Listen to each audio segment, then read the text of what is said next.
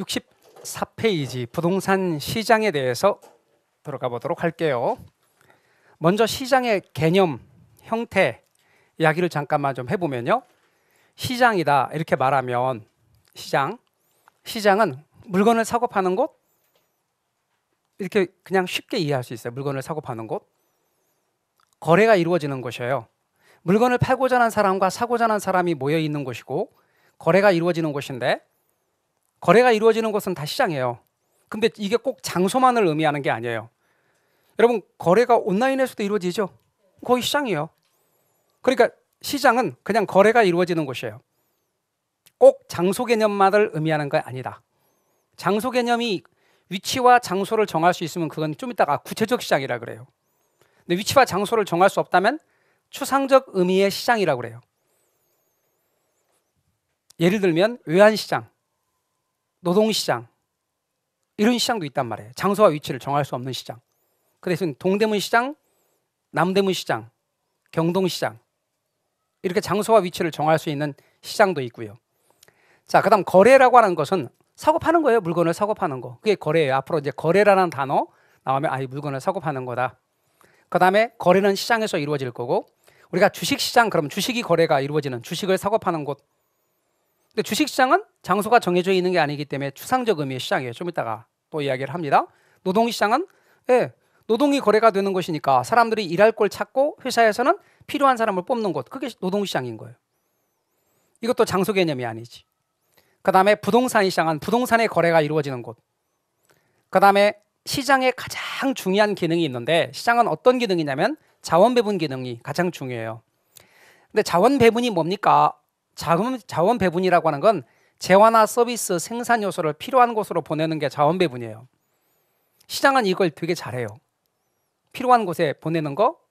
그럼 시장이 왜 이걸 잘하느냐? 그냥 시장에 맡겨두면 이윤이 많이 남는 걸, 기업은 이윤이 많이 남는 걸 만들어요.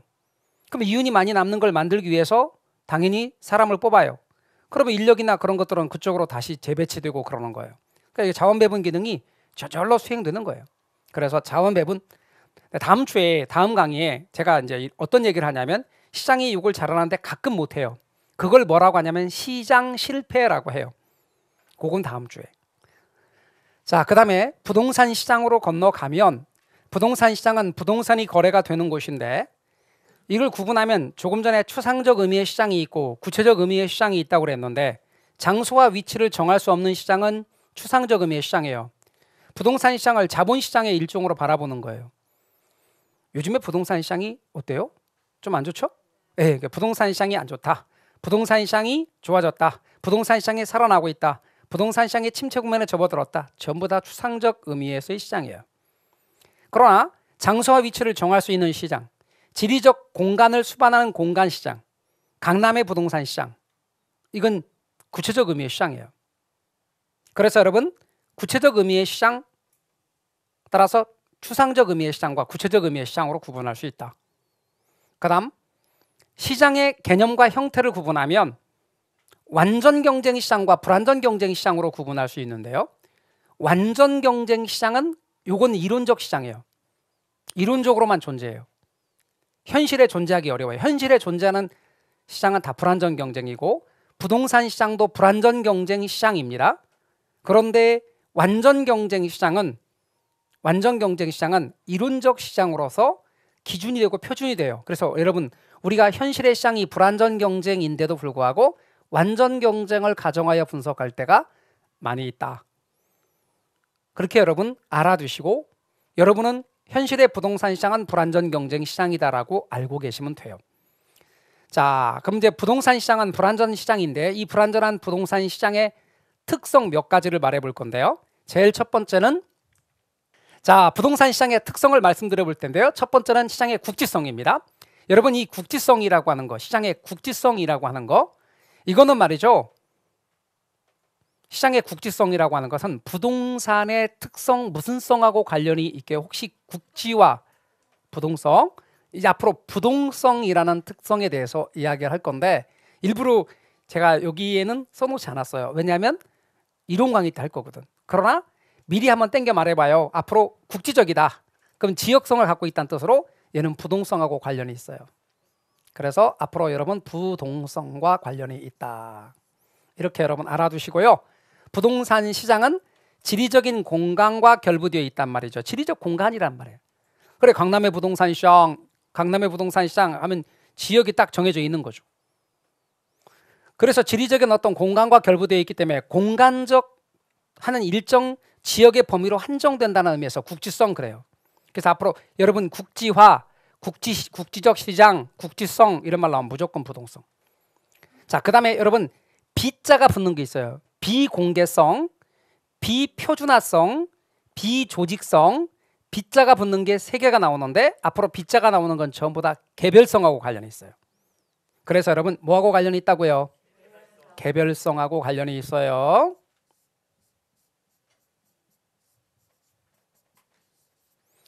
그래서 거래 사실이나 거래 내용이 외부에 공개가 되지 않는 특성을 비공개성이라 그러는데 한번 생각해 볼까요, 여러분?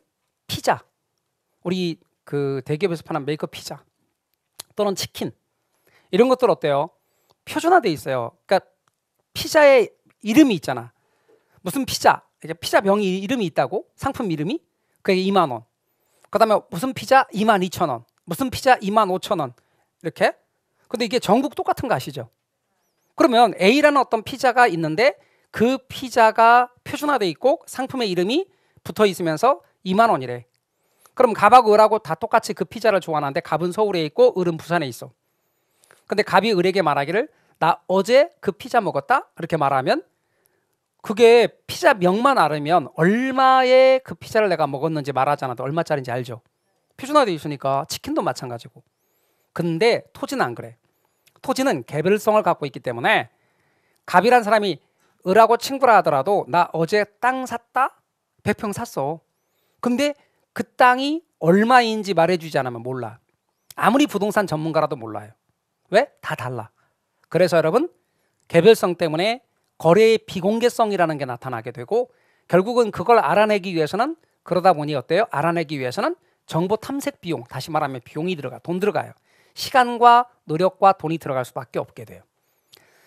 세 번째, 비표준화성. 여러분 B자 붙었네. 그럼 무슨 성하고 관련이 있다 그랬죠? 개별성하고 관련이 있습니다. 개별성하고 관련이 있습니다. 그럼 개별성하고 관련이 있으니까 표준화가 안 된다는 얘기네요. 그러니까 대량 생산이 어렵지. 근데 아까 조금 전에 뭐라 그랬어요?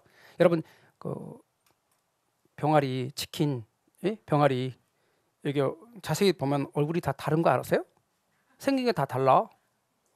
다 다른데 걔네들을 가지고 이렇게 상품화 시키잖아요. 그래갖고 우리 이름을 붙이잖아. 무슨 치킨이 있는데 상품에 이름을 붙이잖아요. A, B 이렇게 이름 붙이잖아요. 지금 치킨 한 마리 시키면 얼마예요, 보통? 2만 원 가까이 돼요? 2만 원이에요? 그럼 2만 원. 근데 무슨 치킨 하면 뭐 양념 무슨 치킨 하고 그러면 또 뭐 금액이 다르잖아요. 뭐 22,000원 막 이렇게. 요새 뭐 진짜 많이 올랐잖아요. 근데 표준화를 시켜놓고 이름을 갖다 붙이잖아요. 그래가지고 표준화를 시켜서 대량 생산을 한단 말이에요. 그 똑같은 레시피를 통해서. 그러나 토지는 개별성 때문에 표준화라는 게 어려워요. 표준화가 어려워요. 그래서 공인중개사 협회에서 어떤 땅은 얼마로 한다 이런 게 불가능해. 네 번째는 조직화도 어려워. 지금 제가 아까 말씀드렸던 피자나 치킨은 전국 번호를 갖고 있어요. 전화번호가. 그래갖고 전화를 하게 되면 전국 번호를 갖고 있고 똑같아. 그래서 여러분 이렇게 적어. 본점이 있고 가맹점이 있어. 근데 그 가맹점의 상품 이름이 다 똑같아. 전국 어디나. 그러나 토지는 개별성 때문에 조직화라는 게 어렵고 집중 통제가 곤란해요. 그럼 제가 좀 전에 B자 붙은 건 무슨 성하고 관련이 있다고 그랬죠? 개별성 하고 관련이 있다고 그랬어요. 다 다르다는 특성. 그 다음에 여러분 수급이 뭐냐면 수요와 공급을 줄인 말이에요. 앞으로 수급은 수요와 공급을 줄인 말. 수급 조절이 곤란한데 사실 엄밀하게 말하면 수요의 조절이 어려운 게 아니라 공급의 조절이 어려운 거예요. 이 공급의 조절이 어려운 것은 무슨 성하고 관련이 있냐면 부증성하고 관련이 있어요, 여러분. 부증성. 그러니까 다시 말하면 토지는 양을 늘릴 수가 없거든요. 그래서 수요와 공급의 조절이 어렵기 때문에 단기에 수요가 증가하면 공급이 따라 증가할 수 없기 때문에 가격이 왜곡돼 버려요. 가격이 급등하는 이런 일이 발생하는 거예요. 가격에 뭐가 발생하냐면 단기적으로 가격의 왜곡이 발생할 수 있어요. 단기적으로. 그 밖에도 매매 기간이 오래 걸려요. 여러분, 부동산을 돈으로 바꾸는 거, 부동산을 돈으로 바꾸는 걸 앞으로 이제 이렇게 말할 거예요. 자, 어떤 물건을 돈으로 바꾸는 걸 환금성 이렇게 말해요. 돈으로 바꿀 수 있는 정도. 돈으로 쉽게 바꾸면 환금성이 높은 거고, 돈으로 바꾸기가 어려우면 환금성이 떨어지는 거예요. 그런데 매매 기간이 오래 걸리니까 돈으로 바꾸기가 쉬울까 어려울까? 어려워요. 그래서 결국은 단기적인 거래가 어렵고 환금성이 낮아지는 이유가 돼요. 부동산의 가장 커다란 단점은, 투자 대상으로서의 부동산의 가장 커다란 단점은 현금화하기가 어려워. 다시 말하면 환금성이 떨어진다. 경기가 어려울수록 환금성은 많이 떨어져요. 이런 특징이 있어요. 자, 여러분 아까 국지성, 그럼 무슨 성과 관련이 있다고 했어요? 부동성. 그 다음 B자 붙은 게 3개 말해봐요. B, 처음부터 B, 비공개성, B, 표준화성, B, 조직성은 개별성과 관련이 있고, 수급 조절의 곤란성은 부증성과 관련이 있다. 그 밖에 매매 기간이 오래 걸리는 특성이 있어서 환금성이 떨어진다. 에듀윌 유료 회원만의 라이브 클래스. 두 번째 시간 보겠습니다. 이제는 이제 놀랍게 성공합니다. 자, 정신 차리시고 이번에 합격 진도 나갑시다. 누구세요? 전 에듀윌 교수인데요. 제가 늘 가까이 있으니까 이번엔 합격. 집에서도 학원처럼 공부하는 혜택. 오직 에듀윌 유료 회원에게만. 에듀윌. 우와, 진짜 가까이 계시네요. 자, 그 다음 부동산 시장의 기능 이야기할게요. 여러분, 부동산 시장은 자원 배분 기능을 수행하는데, 아까 자원 배분이란 재화나 서비스, 생산 요소를 필요한 곳에 보내는 게 자원 배분이고, 시장은 기업가 입장에서 보면 이윤이 많이 남는 것 위주로 만들 거란 말이에요. 그렇죠? 그럼 이윤이 많이 남는 걸 위주로 만들기 때문에 자원 배분 기능을 수행한다.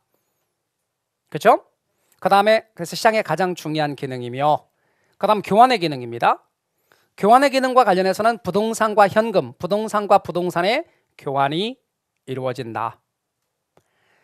교환이 이루어지는 교환 기능입니다. 그 다음 가격 형성 기능. 부동산 시장에서 부동산의 가격은 창조, 파괴의 과정을 거칩니다. 자, 1억이던 것이 사람들이 사는 사람이 많잖아요. 1억짜리가 1억 1천, 1억 2천 올라갑니다. 그런데 사는 사람이 적고 파는 사람이 많잖아요. 떨어집니다. 그래서 1억 2천 하던 것이 1억 1천, 1억 떨어집니다. 그래서 끊임없이 창조와 파괴의 과정을 거친다. 그 다음에 네 번째는 시장에 나가면 정보를 얻을 수 있어요. 정보 제공의 기능. 그래, 부동산 시장은 시장에 참가자들에게 정보를 제공합니다. 여러분, 토지는 다 달라요. 부동산 토지 위에 놓여 있는 건물도 되게 다른 특성을 그래서 가져요. 똑같은 아파트라도 어디에 위치하냐에 따라 가격이 달라요. 아파트는 나름대로 그래도 어때요? 나름대로 표준화를 시켰어요. 그러다 보니까 상품성이 좀 있어요. 단독주택 같은 경우는 더욱 다 달라요. 그러니까 심지어는 집주인이 내 집이 얼마인지도 정확하게 알기가 어려운 것도 많아요. 시장에 나가봐야 알아요. 이게 시장에서는 정보 제공의 기능을 수행한다는 것이고, 양과 질의 조정 기능이란 경쟁을 통해서 부동산의 양과 질이 조정되어지는 기능이 있다. 그 다음에 효율적 시장의 경우를 이야기해 볼게요. 자, 효율적 시장입니다. 여러분, 용어에 대해서 알아두시는데, 효율적 시장이란 어떤 새로운 정보가 지체 없이 가격에 반영되는 거예요. 자, 여러분 주식시장을 생각해 보세요. 자, A라는 회사가 있어요. 근데 A 회사와 관련된 어떤 새로운 투자가 이루어졌다. 그럼 A 회사의 주가가 올라가요. 삼성전자가 있어요. 그럼 삼성에서 투자 계획이 있대. 그러면 삼성전자 주가가 올라간다는 거예요. 어떤 정보가 딱 발표가 되면 그 정보가 지체 없이 가치에 반영되는 시장. 부동산 시장에서 어느 지역이 개발된다는 정보가 있어요. 그러면 그 지역의 땅값이, 집값이 바로 올라가. 이게 바로 효율적 시장입니다. 그래서 부동산 가격에 영향을 주는 새로운 정보가 발생할 때 부동산의 가격이 그 정보를 신속하고 정확하게 반영하는 시장. 이거를 우리는 효율적 시장이라고 해요. 우리 효율적 시장의 경우로 가기 위해서 용어 정리를 잠깐만 해볼 건데요. 초과 이윤이란 말이 있고 정상 이윤이란 말이 나오는데요. 초과 이윤은 무슨 말이고 정상 이윤은 무슨 말인가를 잠깐만 볼게요. 초과 이윤은 총수입, 총 수입, 전체 수입 10,000원이에요. 총 비용 6,000원이라고 해봐요. 그럼 총 수입 10,000원에서 총 비용 6,000원을 빼요. 그러면 4,000원이 뭐예요? 초과이윤이라 그래요. 초과이윤. 그런데 얘는 정상의 범위를 벗어난 이윤, 정상의 범위를 벗어난 이윤, 우리가 정상적인, 우리가 보통 이윤, 정상적인 이윤 이렇게 말할 때 그 정상적인 이윤이라는 게 원래 이런 거예요. 많이 남지도 않고 손해 나지도 않는 게 일반적인 거예요. 근데 그걸 넘어서는 이윤, 또는 일상에서는 이렇게 말해요. 대박. 그러니까 머릿속으로 대박 이렇게 생각하고 말할 땐 대박 그러지 마요. 이렇게 쉬면 안 나와. 이렇게 머릿속에 생각하더라도 걔를 뭐라고 말한다고 우리는 여기서 그 초과이윤 이렇게 말하라고. 아셨죠? 그래요. 정상이윤보다 높은 이윤을 말하는 거예요. 그럼 이제 정상이윤이 뭔가를 얘기해야 되겠죠? 정상이윤은 현재의 경제활동을 계속하기 위해 보장돼야 되는 최소한의 이윤이거든요. 이거 초과이윤이 0일 경우, 초과이윤이 0일 경우는 손실도 아니고 초과이윤도 아닌 상태, 손해난 것도 아니야, 이윤이 난 것도 아닌 상태, 그거를 우리는 정상이윤만 존재한다 그래요. 그러면 아까 이걸 대박이라 그랬으면 요거는 일상적인 용어로 비슷하게 말해보면, 정확하진 않지만 비슷하게 말해보면 감이 와야 되니까 똔똔이에요. 근데 똔똔 또이또이 하는 똔똔 있잖아요. 그게 일본 말이에요. 근데 우리는 일상에서 똔똔 그런 말 쓰죠. 그래, 그럼 똔똔의 개념이 뭐라? 정상이윤. 뭔 말인지 아셨죠? 근데 정상이윤과 똔똔은 정확하게 같지는 않지만 그래도 여러분이 감이 오는데 가장 근접한 표현이에요. 그러니까 여러분 똔똔 개념으로 이해하시고, 이런 대박 개념으로 이해하시고, 말씀을 하실 땐 품위 있게 뭐라고 하고? 초과이윤, 똔똔은 정상이윤, 초과이윤도 아니고 손실도 아닌 상태는 정상이윤, 정상이윤 넘어서면 초과이윤, 정상이윤보다 못 미치면 손해 혹은 손실. 이해 가셨어요? 그렇게 여러분이 감을 잡으세요. 자, 감을 잡고 내용을 보는 거야. 감 안 잡고 내용을 읽으면 뭔 말인지 몰라 이게. 근데 똔똔 개념 하고 보면, 아, 내가 계속 그걸 하려면 그래도 똔똔은 돼야 계속하지. 내가 음식점을 운영하려면 최소 똔똔은 돼야 계속하지. 똔똔보다 더 나오면 왜 좋고 초과이윤이고, 근데 똔똔보다 안 나오면 손해나는 것이. 그런데 계속할 이유는 없죠. 계속하기 위해서 최소한 돼야 되는 게 뭐다? 정상이윤. 그 똔똔. 뭔 말인지 아셨죠? 그 다음 우리 효율적 시장 구분할 때 세 가지로 구분해요. 약성 효율적 시장, 그 다음에 나오는 게 준약성 없어요. 준강성 효율적 시장, 강성 효율적 시장으로 구분합니다. 자, 같이 합니다. 세 가지. 시작. 약성 효율적 시장, 중강성 효율적 시장, 강성 효율적 시장이 있습니다. 이렇게 구분할 때 구분의 기준은 반영되는 정보에 따라 구분하는데, 과거의 정보, 현재의 정보, 미래의 정보로 나눕니다. 그런데 약성 효율적 시장은 과거의 정보는 반영이 됩니다. 과거의 정보는 다 반영이 돼. 현재나 미래의 정보는 반영되지 않습니다. 준강성 효율적 시장은 과거의 정보도 반영되고 현재의 정보도 반영됩니다. 그러나 미래의 정보는 반영되고 있지 않습니다.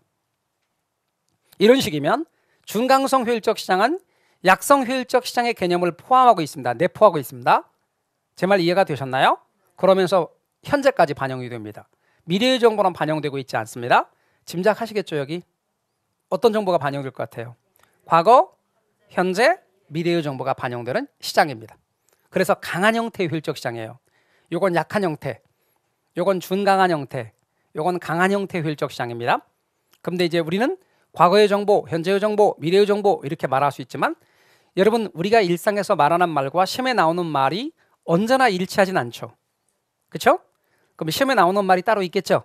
우리는 시험 공부하는 과정이 뭐예요? 시험에 나오는 말을 익히는 과정, 내지는 내가 알고 있는 그것과 시험에 나오는 말을 내가 그대로 말하지 못해도 나오면 알아보는 과정, 이게 시험 공부 과정이에요. 그런데 끝까지 내 걸 고수하고 시험에 나오는 말에 익숙해지지 않으면 점수가 안 나와요. 그리고 언제나 그렇게 말해. 그게 그거였어? 이렇게. 그래서 자꾸 내 걸 고집하지 마시고, 우리가 배운다는 건 나를 낮춘다는 거예요. 그리고 내 거 말고 시험에 나오는 거, 그거를 이제 알아가고 익숙해지고 익히는 과정이 시험 공부 과정이거든요. 자, 그렇게 한번 해볼까요? 여러분, 과거의 정보와 현재의 정보를 뭐라고 말하냐면 합쳐서 공표된 정보, 공개가 된 정보란 뜻이에요. 공표된 정보. 그럼 미래의 정보는 공표되지 않은 정보 이렇게 말해요. 그럼 여러분 공표된 정보까지 반영되는 시장이 뭘 것 같아요? 중강성이에요. 그럼 공표된 정보하고 공표되지 않은 정보가 반영되는 건 강성이에요. 그럼 약성은 뭐라고 말하냐면 그냥 과거의 정보라고 말해요. 공표된 정보라고 말하지 않아요. 그러면 중강성이 돼버려요. 그래서 과거의 정보까지만 반영되는 시장, 그게 약성.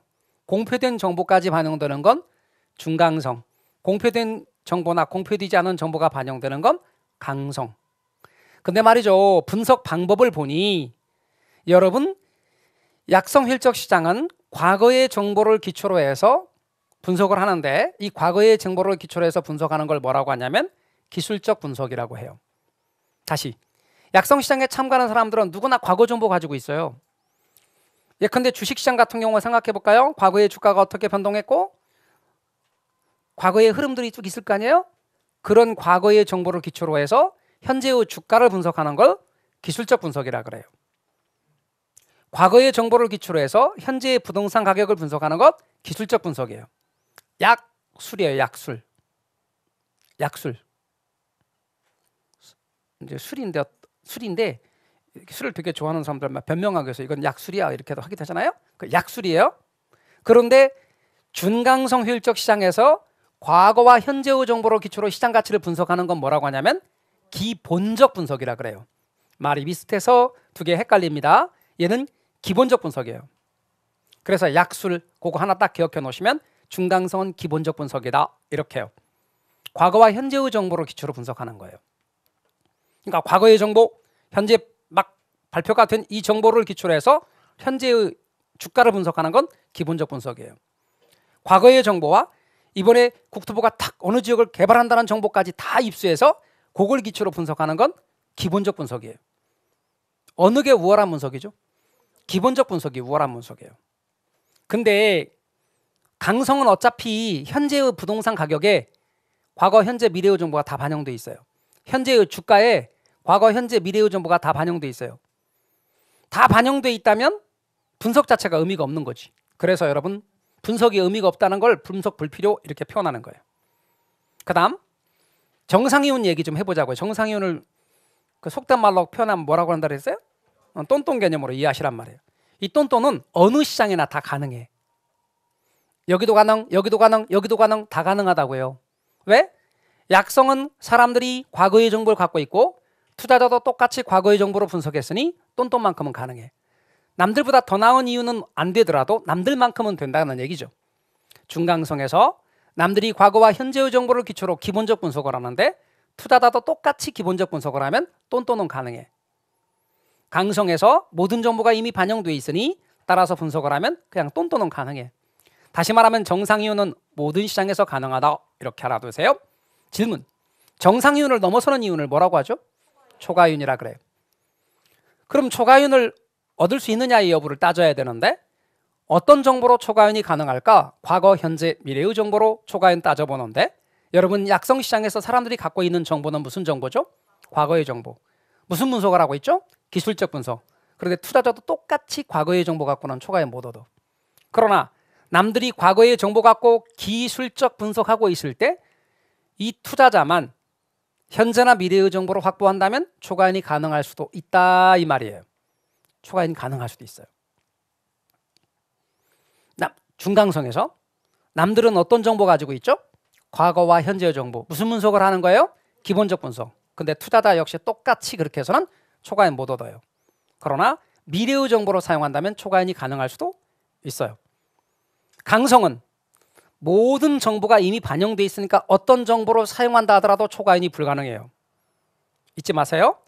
그래서 여러분은 효율적 시장을 구분할 때 셋으로 구분할 수 있는데 우리 현실의 시장은 어디까지 보고되고 있느냐? 준강성까지만 보고되고 있어요.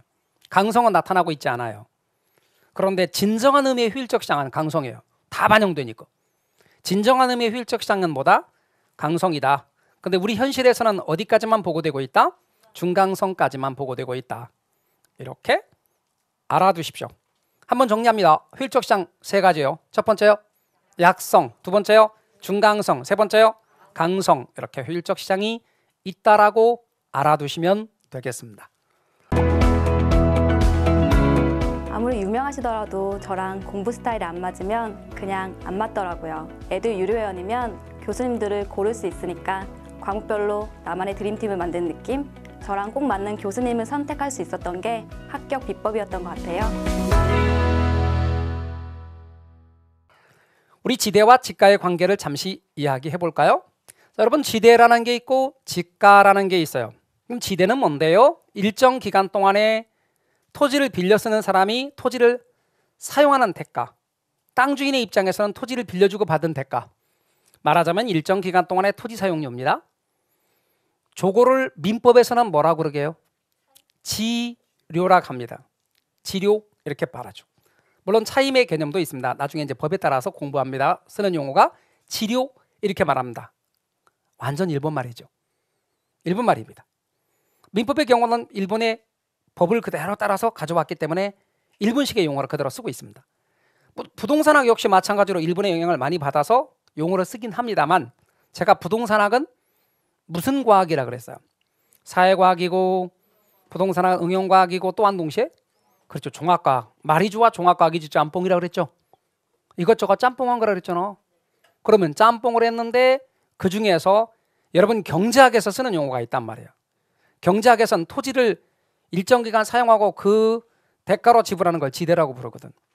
그러니까 그것의 내용을 받아들인 부동산학은 용어를 일관되게 써야 되기 때문에 약간 우리식으로 지대 이렇게 말해요. 자, 부동산학은 토지 사용료를 뭐라고 말하고? 지대. 민법에서는 토지 사용료를 지료 이렇게 표현해요. 그건 민법에서 공부하시고 여기에서는 지대 이렇게 할 거예요. 그러면 지대, 여러분은 민법에서 지료나 차임 이런 얘기는 민법 시간에 사용하는 용어니까 민법의 내용으로 공부하시고, 앞으로 부동산학에서는 지대인데 토지 사용료다. 그리고 이것은 토지 소유자 입장에서는 소득이다. 그리고 일정 기간을 명시하면 유량이에요, 저량이에요? 유량입니다. 그 다음 지가는 일정 시점의 자산으로서의 토지 가격입니다. 그럼 일정 시점을 명시했으니까 지가는 뭐예요? 저량입니다.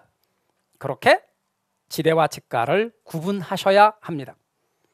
그 다음 지대 결정이론이 있어요. 이제 지대 결정이론, 자, 우리 여기서 사실 이론을 말씀드리려는 게 보다는 이렇게 여러 가지 이론이 있고 이런 학자들의 이런 이론들이 있다는 정도의 개념만 이해하시면 사실 됩니다.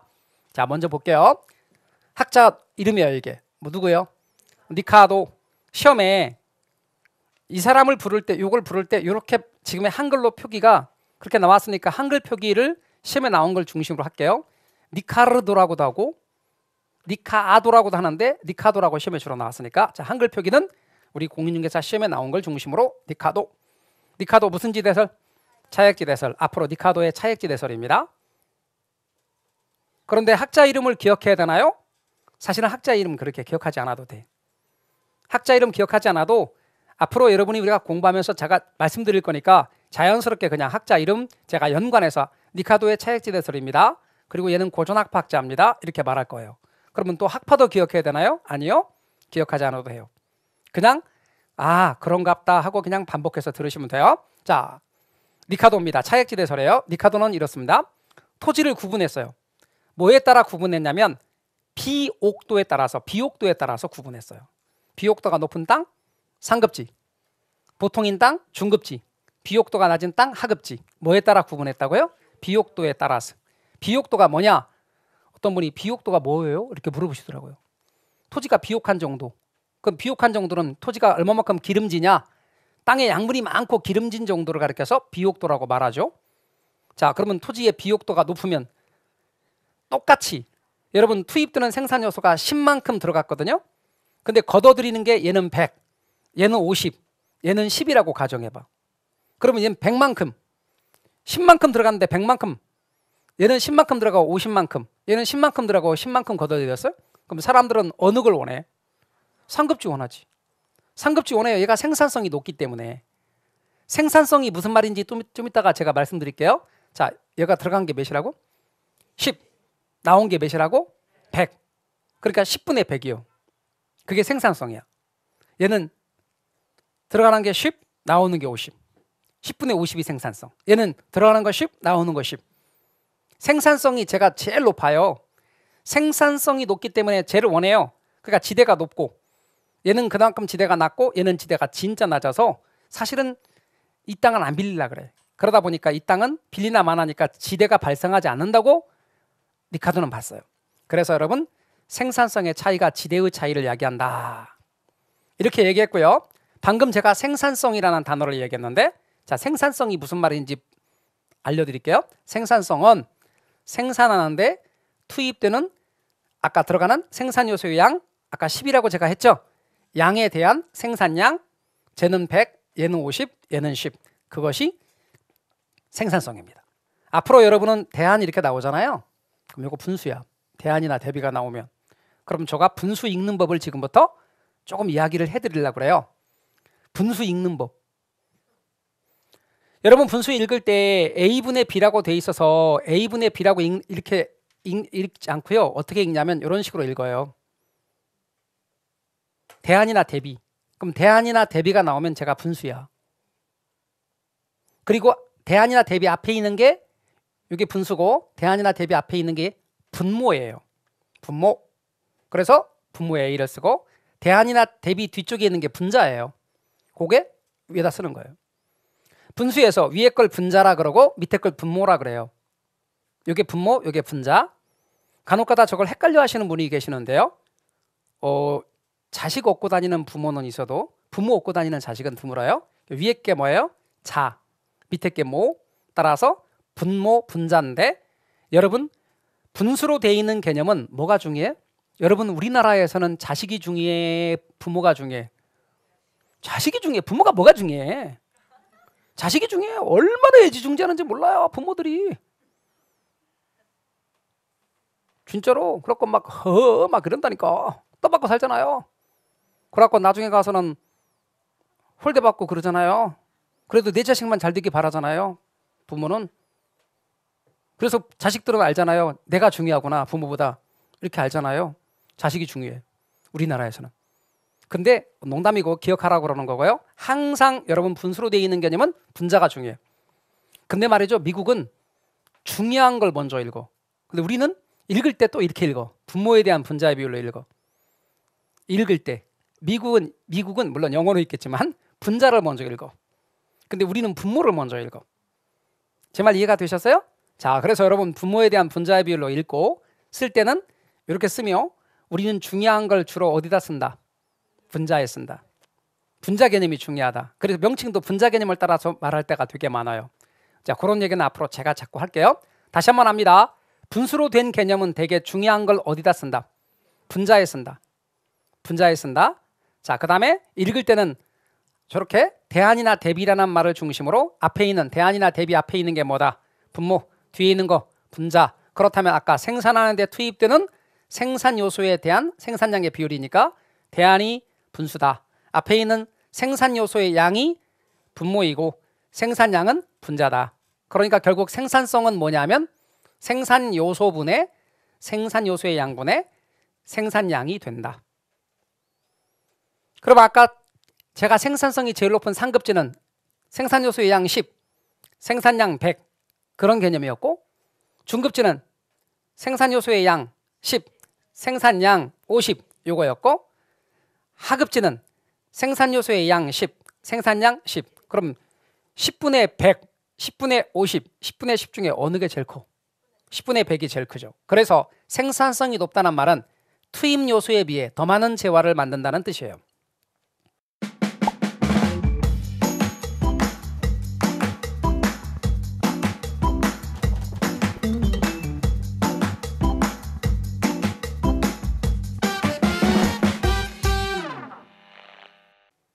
됐나요? 자, 그럼 이제 개념이 이해했어요.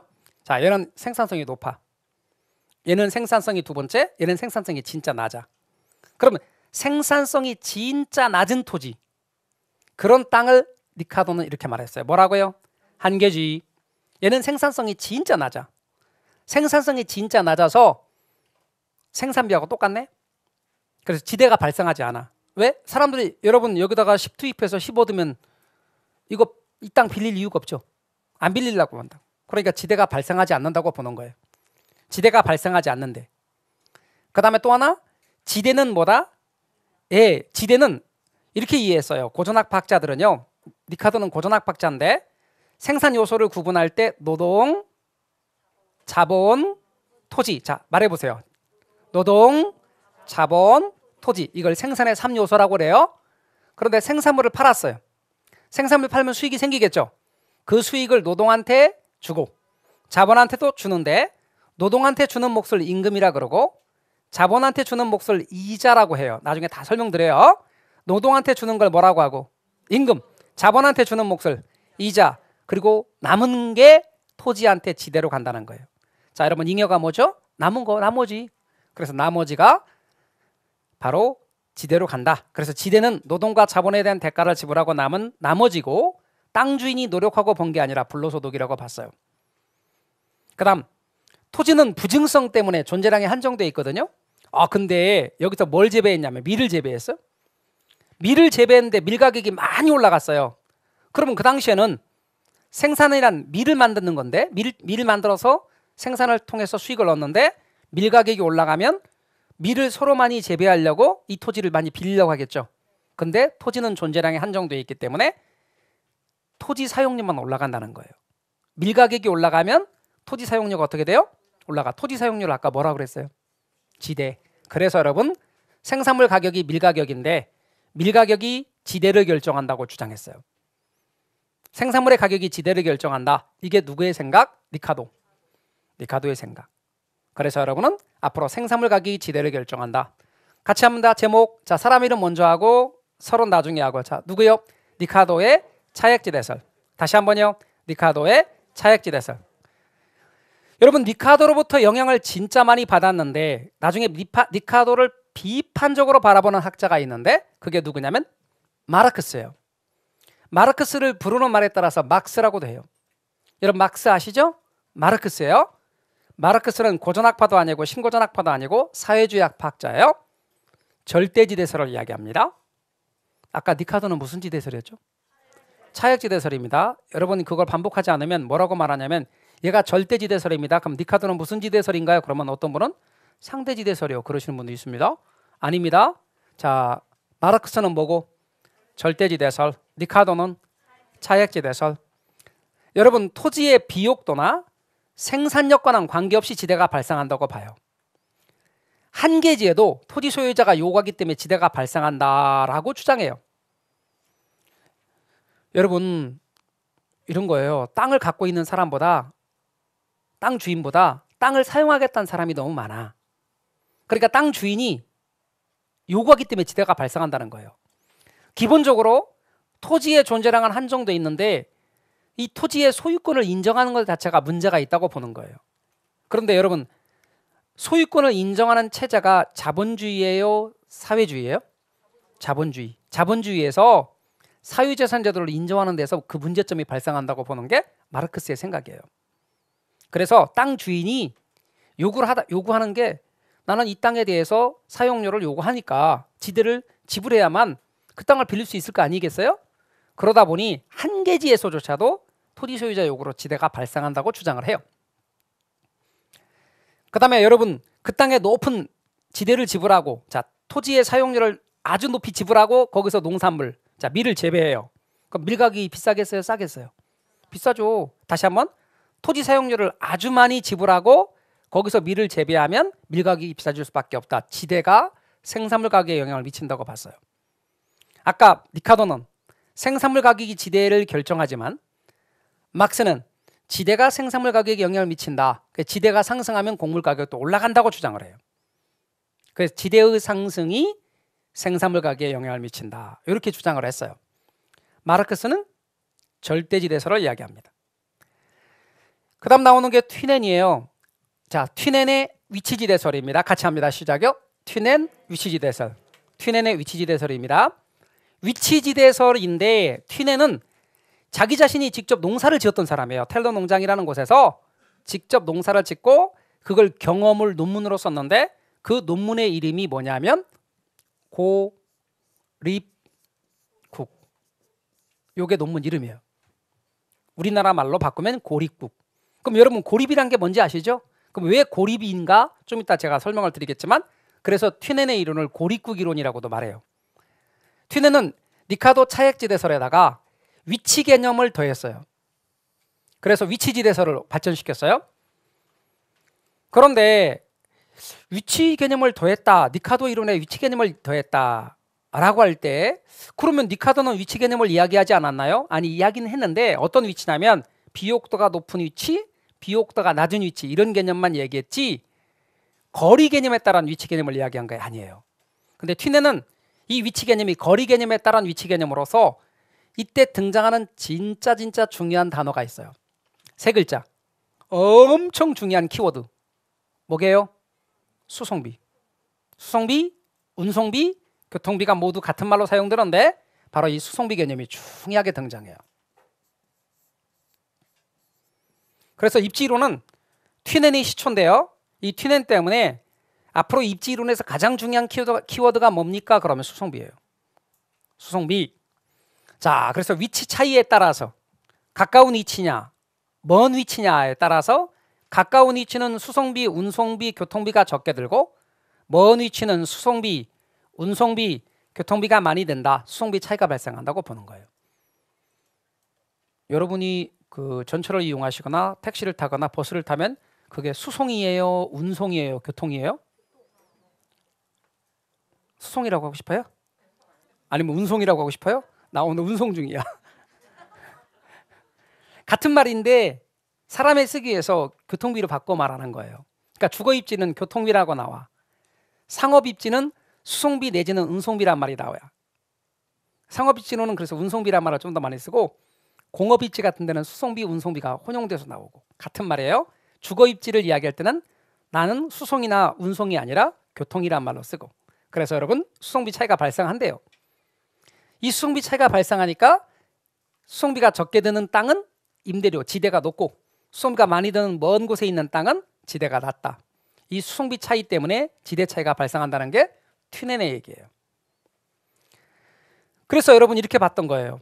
지대는 이퀄 생산물의 가격 빼기 생산비 빼기 수송비로 돼 있어요. 이게 누구의 생각? 튀넨의 생각.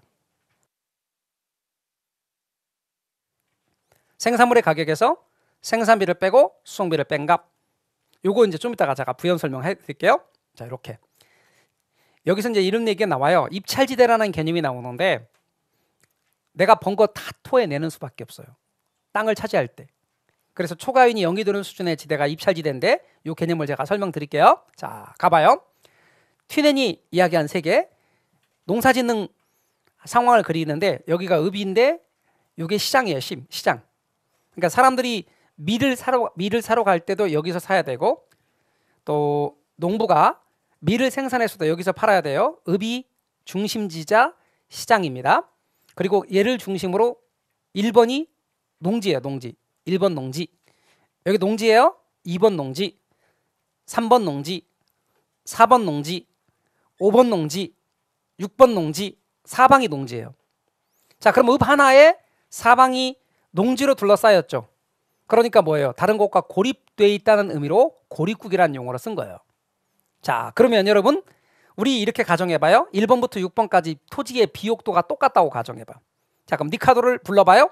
니카도의 말에 의하면 아까 지대를 결정하는 건 뭐 차이 때문이었어요? 예, 생산성의 차이 때문이고 생산성은 비옥도의 차이 때문이었죠. 그러니까 비옥도가 똑같으면 생산성이 똑같아서 니카도 말에 의하면 1번과 6번의 지대가 같아야 돼요. 근데 우리 현실은 안 그렇다는 거지.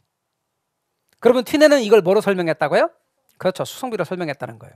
자, 그러면 여러분 1번에서 농사지어서 읍까지 가져가는 것과 6번에서 농사지어서 읍까지 가져가는 것의 수송비가 똑같겠어 다르겠어요? 달라요. 당시에 가정했던 운송수단은 우마차예요. 그리고 각 방향으로 수송비는 모두 같다고 전제해요. 그리고 한 칸당 옮기는데 편의상 수송비는 50원이라고 가정해봐요. 그러면 이런 겁니다. 예컨대 1번에서 농사 지었어요. 그리고 밀을 생산했는데 밀 한 단위의 가격이 1,000원이라고 해봐요. 그리고 밀 한 단위를 생산하는데 생산비가 200원이라고 가정해봐요. 그리고 한 칸당 수송비는 50원이라고 가정해봐요. 자, 이유는 얼마게요? 밀 한 단위 생산했어요. 생산물의 가격, 밀 한 단위 가격 팔았을 때 1,000원. 생산비 200원. 수송비 50원. 이윤이 얼마게요? 750원이 이윤이에요. 그거 설명드릴게요. 이렇게. 따라서 1번 링에서 생산물 가격은 1,000원이에요. 생산비는 200원이에요. 수송비는 50원이에요. 그러니까 750원 남아요. 그렇죠? 자, 일단 지대 이야기하지 말고 이게 이윤이라고 합시다. 자, 이윤이 750원이에요. 그러면 2번으로 갈게요. 2번 링의 수송비는 얼마예요? 100원이죠? 한 칸당 수송비가 50원이니까 두 칸이니까 100원이잖아요. 그러면 생산물의 가격은 1,000원, 생산비 200원, 수송비가 100원이에요. 그럼 이윤이 700원이에요. 3번 링 짐작하시죠? 생산물의 가격 1,000원, 생산비 200원, 수송비 150원. 따라서 650원이 이윤이에요. 그런 식으로 쭉 계산이 될 거예요. 여러분은 이윤이 750원, 700원, 600원 중에서 하나 선택한다면 이윤 어느 거 선택할래요? 750원. 금액을 일부러 작게 한 거예요. 750만 원, 700만 원, 650만 원 어느 거 선택할래요? 그 말과 똑같고 7,500만 원 그렇게 크게 만들어도 좋아요. 당연히 1번 링을 선택할 거란 말이에요. 그러면 다 모두 1번 링을 선택하면 만약에 그럴 때 토지 사용료가 500원이라고 가정해봐요. 그러면 여러분 여기서 500원 빼요. 그러면 이윤이 얼마예요? 250원이 이윤이거든요. 근데 너나 없이 계속 쟤를 원하면 땅 주인이 요구하는 게 500원이 아니에요. 600원으로 올라요. 자, 600원으로 올라가면 600원 빼요. 그럼 얼마예요? 150원이에요. 자, 더 올랐어요. 650원으로 올랐어요. 650원 올라요. 자, 그럼 얼마예요? 100원이에요. 또 올랐어요. 또 올랐어요. 이제 얼마로 올랐냐면 750원으로 올랐어요. 750원 올라요. 그러면 얼마예요? 0원이에요. 이렇게. 초과 이윤이. 지대가 얼마고요? 750원이요. 자기 번 돈 얼마예요? 다 내놔야 돼요. 자기가 번 돈 다 토해냈을 때 그때 지대를 뭐라고 부르냐면 앞에서 제가 밑에 부분에 파란색 글자로 앞 화면에서 네 글자 입찰지대라 그래요. 초과이윤이 제로가 되는 수준의 지대. 여러분 강남에 우리 학원에 끝나고 점심 끝나고요. 좀 이따 점심 먹으러 이렇게 가잖아요. 그러면 사실 늦은 편이잖아. 점심 조금 우리가 강의가 거의 2시에 끝나니까 씻고 이렇게 나가면 늦은 편이잖아요. 근데 웨이팅 2-30분 기다리는 식당 많아요 주변에. 진짜 잘 돼. 아무 때나 가도 뭐 항상 20분 이렇게 기다리는 그런 식당들 많다니까요. 그럼 그 식당 사장님한테 사장님 진짜 장사 잘 되시네요. 이러다 빌딩 사시겠어요? 만약에 이런다면 사장님 식당 사장님 뭐라고 말씀하세요? 임대료 내고 나면 남는 게 없어요. 그래요. 여러분 위치가 좋고 장사가 잘 되는 곳의 임대료는 높아요. 진짜로 그 사장님 말대로 이렇게 임대료 냈더니 남는 게 하나도 없다면 그게 뭐다? 입찰지대야. 뭐라고요? 입찰지대. 뭐라고 말한다고요? 입찰지대. 따라서 입찰지대가 되는 거예요. 그래서 여러분 앞으로 이윤이 고지대야. 이윤이 고지대. 그래서 앞으로 지대 이론의 기본 전제는 벌어들인 돈 이윤이 고지대라고 전제하고 이야기하는 거예요. 그럼 이제 봐주세요. 생산물의 가격 똑같네. 생산비도 똑같아. 자, 생산물의 가격과 생산비가 일정하다면 거리가 멀어질수록 수송비가 증가하죠. 그러니까 수송비가 증가하니까 지대는 어떻게 돼? 낮아지지. 그러면 지대는 수송비에 비례해요, 반비례해요? 반비례하지. 그래서 여러분 이런 말이 나와. 생산물 가격과 생산비가 일정하다면 지대는 수송비에 반비례한다. 아시겠어요? 따라서 튜넨의 이야기입니다. 잘 여러분이 정리를 해 놓으셔야 돼요.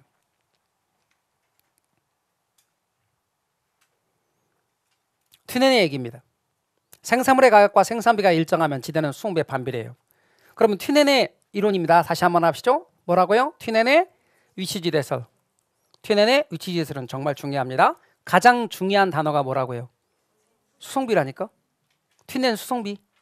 근데 리카르도는 아까 비옥도. 튜넨은 수송비. 마르크스는 다 필요 없어. 땅 주인이 여기서 지대 발생하는 거예요. 자본주의에 문제점이 있어. 이렇게 말하는 거예요. 아시겠어요? 감 잡으셔야 돼요. 리카르도는 땅이 부족한데 비옥도에 따라서 생산성이 다르고 그래서 지대가 다르다. 마르크스는 아까 말한 것처럼 자본주의 문제점을 지적했어요. 튜넨의 경우는 수송비 때문에 지대 차이가 발생한다고 봤어요. 이 튜넨의 이야기를 이제 아론소란 사람이 도시에 끌어갔거든요. 자, 아론소의 이론 우리 잠깐 쉬었다가 끝까지 가겠습니다. 쉬었다 하시죠. 공인중개사 합격! 에듀윌 합격 패스! 에듀윌 공인중개사 합격은 에듀윌 합격 패스. 학계론 도민법도 에듀윌 합격 패스. 중개사법 공시법도 에듀윌 합격 후 공법사법